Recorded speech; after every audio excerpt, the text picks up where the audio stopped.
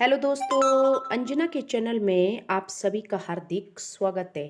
तो आइए दोस्तों, आज हम जानते हैं कि ज़िंदगी में कठिनाइयाँ किसके नहीं आती, लेकिन जो उन कठिनाइयों को पार करके निकल जाता है वही वास्तव में असली हीरो है।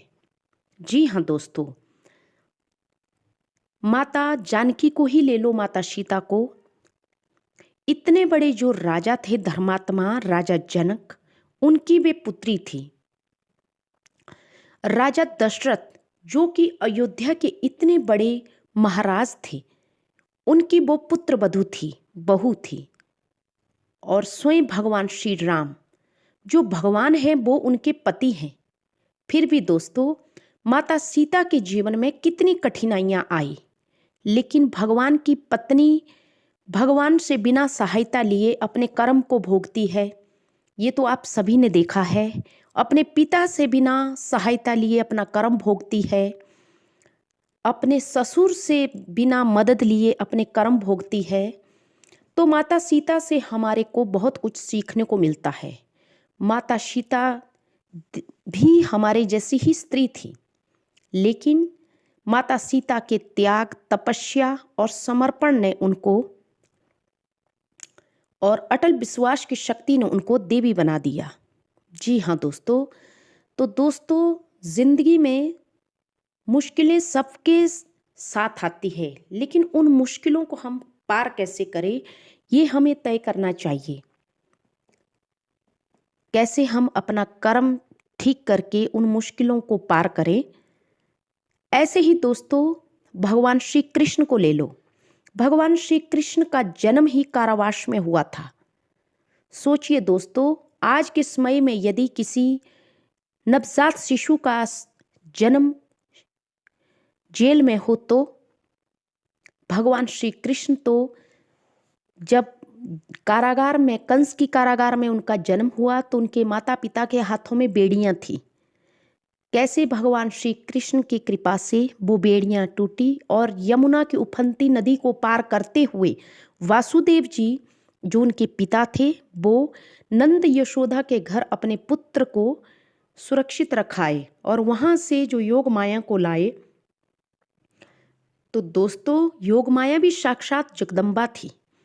तो जैसे ही कंस ने उनको पछाड़ने की कोशिश की, तो आप सभी ने देखा होगा और पढ़ा भी होगा महाभारत में कि योग माया साक्षात आकाशीय बिजली के रूप में तब्दील हो गई। तो दोस्तों दर्द तो सबको होता है और सबको अपने कर्मों के हिसाब से न्याय भी मिलता है। इसलिए कठिनाइयों से हमें कभी भी घबराना नहीं चाहिए। ये तो रामायण महाभारत की बात है दोस्तों। आप आजकल हमारे जो महान क्रिकेटर हैं, विराट कोहली जी, उन्हीं को ले लो। उन्होंने जब इंडिया के लिए सबसे बड़ा मैच खेलना था, तो उसी दिन उनके पिता की मृत्यु हो जाती है। फोन आता है कि पिता की मृत्यु हो चुकी है, लेकिन एक तरफ अपने पूरे भारतवर्ष का नाम ऊंचा करना था, दूसरी तरफ पिता मृत्युशैया पे थे। लेकिन विराट कोहली जी ने पहले अपने भारत देश के लिए क्रिकेट खेला, और उसके उपरांत जब क्रिकेट से उन्होंने अपने भारत देश को जबरदस्त जीत हासिल करवाई, उसके उपरांत उन्होंने अपने पिता की अंतिम क्रिया की। दोस्तों तो देख सकते हैं आप लोग कितना बड़ा योगदान दिया उन्होंने। और विराट कोहली जी के दिल को भी मानना पड़ेगा और दिमाग को भी, कि उन्होंने जब वो अपने भारत को जिताने के लिए पड़े हुए थे और अंदर ही अंदर अपने पिता को खोने का गम था, वो पिता जिन्होंने उनको बचपन से लेके क्रिकेट के लिए इतना हुनर सिखाया, बचपन से लेके 3-4 साल के जब विराट जी थे, तभी से उनके पिता उनको क्रिकेट के लिए तैयार कर रहे थे। और आज वही पिता उनके चल बसे, तो विराट ने पहले अपने कर्तव्य को चुना और उसके उपरांत अपने पिता की मृत्युशैया को अंतिम विदाई दी। तो दोस्तों, कठिनाई तो हर शख्सियत के जीवन में आती है। चयन हमें करना पड़ता है कि हमें इन कठिनाइयों को कैसे पार करना है। ये हम सब के ऊपर डिपेंड करता है। दोस्तों,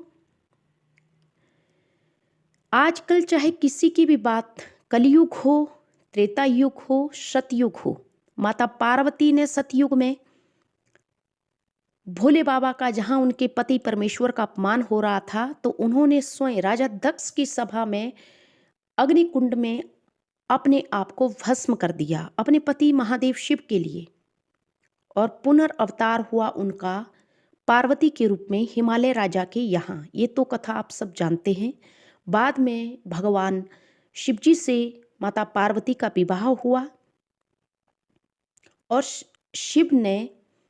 भगवान शिव ने अपने रुद्र अवतार को, वीरभद्र को, राजा दक्ष का सिर कटवाया, उनको बकरे का सिर लगाया और पूरे पृथ्वी लोक पे और तीनों लोक पे तांडव मचाया। तब भगवान विष्णु ने उनकी सहायता की थी इस दशा से निकालने के लिए। तो दोस्तों, जिंदगी में चाहे कितनी भी कठिन परीक्षा क्यों ना आ जाए, उसे पार करने का और उससे दूर होने का हमें उपाय ढूंढना चाहिए। और अगर कोई दूसरा हमसे सहायता मांगे तो उनका भी मार्गदर्शन करना चाहिए, परंतु हाँ, पहले अपना कर्म भी सही होना चाहिए। तो ये थी दोस्तों मेरी आज की कहानी। आशा करती हूँ आप सबको पसंद आई होगी। तो please subscribe my channel. Thank you.